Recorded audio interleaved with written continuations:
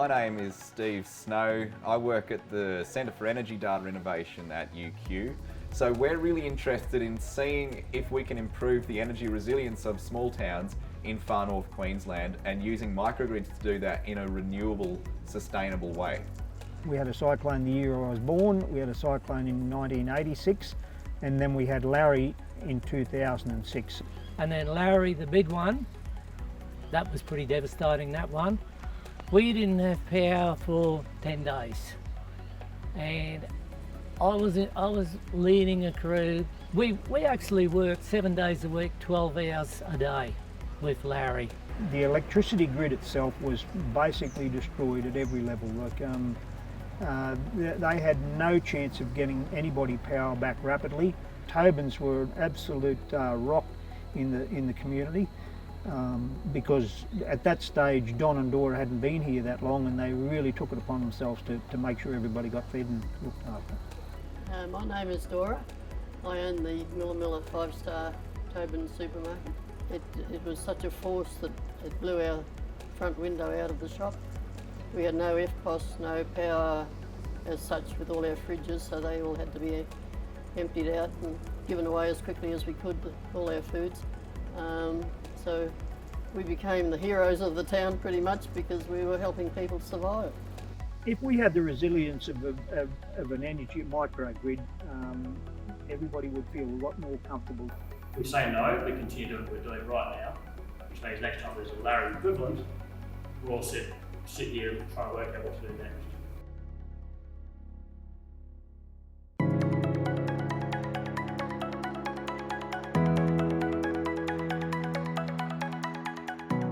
My name is Michelle Glenn-Cross. I'm a senior lecturer at the University of Queensland. We're looking at how do we find out from a data-driven perspective what the town needs in terms of a power envelope to keep its essential services running. We were stoked to work with Energy Consumers Australia, who are happy to support the purchase of power sensors, which is a really economically viable way of measuring power, because they're power sensors that you can put in your meter box that don't require an electrician install. So this goes into a high-powered socket like the kettle, and then this goes into the meter box. And so the cost savings compared to other energy monitoring options which required electrician install were huge. In this project we use power center data loggers for two purposes mainly. We monitor the household energy consumption to model the appropriate size of solar and battery systems, and we also use the data captured to understand what's happening in the network side. By having a good number of data points like this, not only can you tell individual characteristics of houses, such as when peak demand occurs and what their load profiles look like, but you can start to analyse network outages. So for instance, we had these three houses have simultaneous 0 wattage values at once, which indicates that it's probably likely to be an issue with this particular transformer.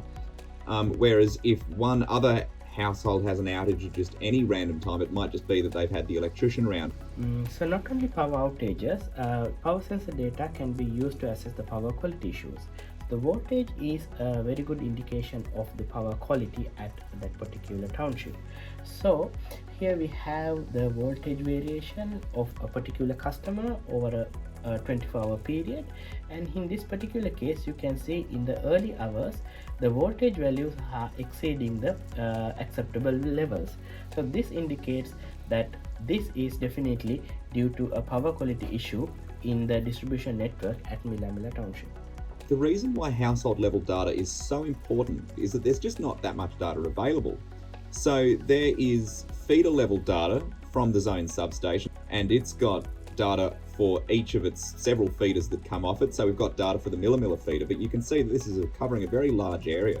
And if you want to know actual transformer loadings on a really specific area, you need to gather more in-depth data. So what are we going to do with all the power sensor data?